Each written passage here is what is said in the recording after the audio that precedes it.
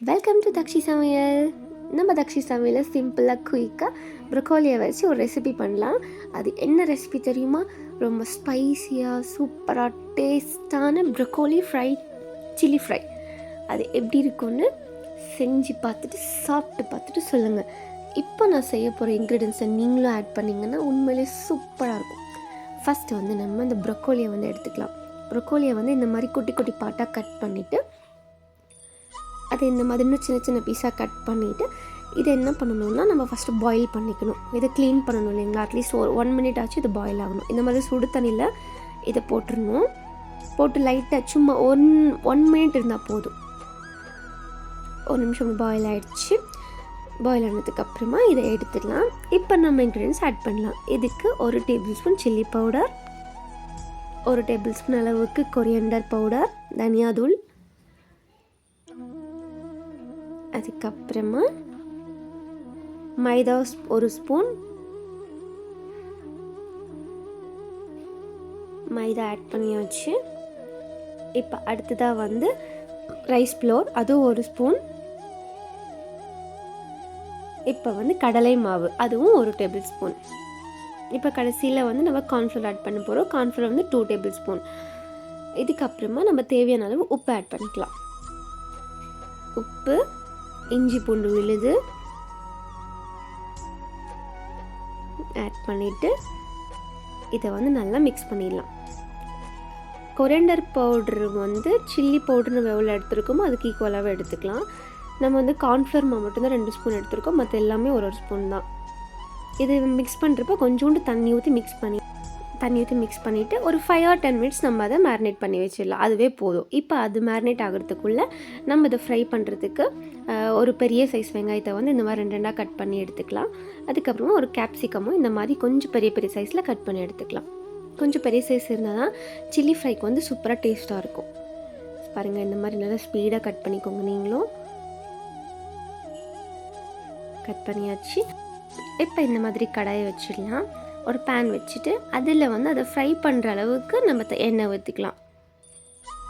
இப்போ அப்போ deep fry தான் பண்ண போகிறோம். ஸோ அதுக்கு தேவையான அளவுக்கு எண்ணெய் விட்டுக்கலாம்.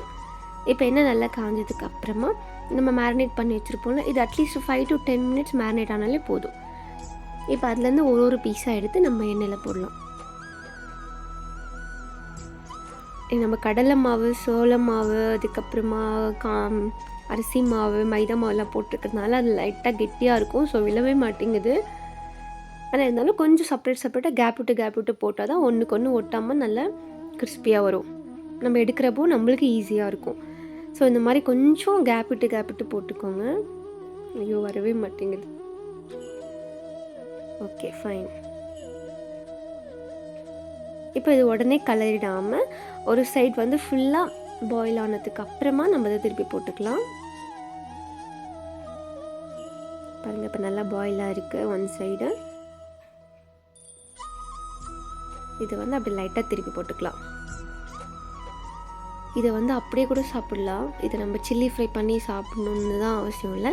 இது வந்து ப்ரொக்கோலி பக்கோடாவை கூட நம்ம சாப்பிட்டுக்கலாம். சூப்பராக இருக்கும். டேஸ்ட் வந்து நம்ம காலிஃப்ளவர் டேஸ்ட்டை விட ப்ரொக்கோலி டேஸ்ட் உண்மையிலேயே சூப்பராக இருக்கும். ஸோ ப்ரொக்கோலி வந்து ரெடி ஆகிடுச்சு. இப்போ இது நம்ம எடுத்து ஒரு பிளேட்டில் மாற்றி வச்சிடலாம். வா, சூப்பர். இங்கே பாருங்கள், நல்லா கிறிஸ்பியாக வந்திருக்கு, நல்லா வெந்திருக்கு. இப்போ நம்ம சில்லி ஃப்ரை பண்ணிடலாம் வாங்க. அதுக்கு நம்ம இப்போ ஃப்ரை பண்ண ஆயில் இருக்குல்ல, அதுவே ஒரு டேபிள்ஸ்பூன் அளவுக்கு எடுத்துக்கலாம். இப்போ இதில் வந்து ஒரு 2 சில்லி இந்த மாதிரி கட் பண்ணி போட்டிருக்கேன். அதுவும் ஆட் பண்ணிக்கலாம். ஏன்னா நம்ம சில்லி தானே பண்ண போகிறோம், நல்லா காரமாக இருக்கணும். அடுத்து கருவேப்பிலை. ஃபஸ்ட்டு வந்து இதில் நம்ம கேப்சிகம் ஃபஸ்ட்டு போட்டு நல்லா குக் பண்ணிடலாம். ஏன்னா அதுக்கப்புறம் வந்து கேப்சிகம் நம்ம ஆனியன் போட்டுட்டு கேப்சிகம் போட்டோன்னா சம்டைம்ஸ் வந்து வேகாது.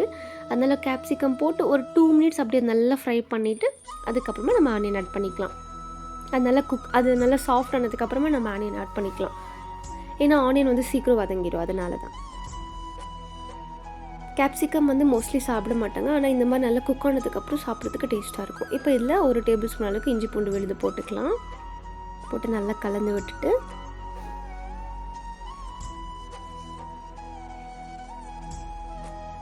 இது எல்லாமே சீக்கிரமாக குக் ஆகிறதுக்காக நம்மளுக்கு தேவையான அளவு மட்டும் உப்பு ஆட் பண்ணிக்கலாம். நிறைய சேர்க்க வேண்டாம், கொஞ்சமாக ஆட் பண்ணால் போதும். இப்போ இது நல்லா சேர்த்து கலரி விட்டுடலாம். இப்போ இது கூட நம்ம சேர்க்க போகிற முக்கியமான இன்க்ரீடியன்ஸ் என்ன தெரியுங்களா? Tomato sauce. இந்த டொமேட்டோ சாஸ் வந்து ஒரு டேபிள் ஸ்பூன் அளவுக்கு ஆட் பண்ணிக்கிறேன். அதுக்கப்புறமா சில்லி சாஸுமே வந்து ஒரு டேபிள் ஸ்பூன் அளவுக்கு ஆட் பண்ணிக்கிறேன். இதுக்கப்புறமா சோயா சாஸ் ஒரு டேபிள் ஸ்பூன் தான். ஆக்சுவலி நான் 3மே ஒரு ஸ்பூன் தான் எடுத்திருக்கேன். இப்போ இது எல்லாத்தையும் மிக்ஸ் பண்ணிவிட்டு நல்லா ஒரு 1 மினிட் அப்படி நல்லா குக் பண்ணிடலாம்.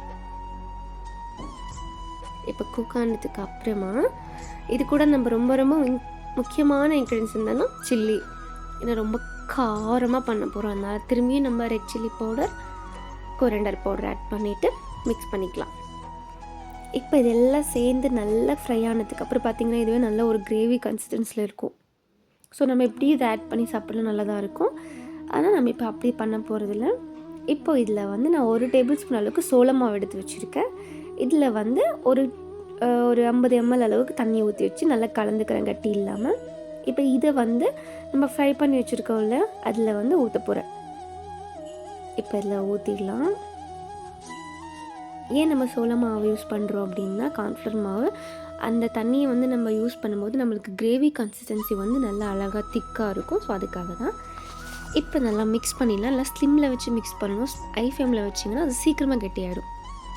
ஸ்லிம்லேயே வச்சுட்டு நம்ம மிக்ஸ் பண்ணிகிட்டே இருந்தோம்னா பாருங்கள் இந்த மாதிரி வரும்.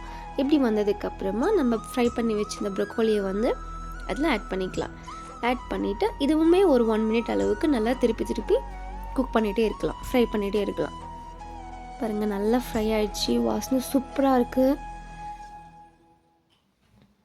Wow, super.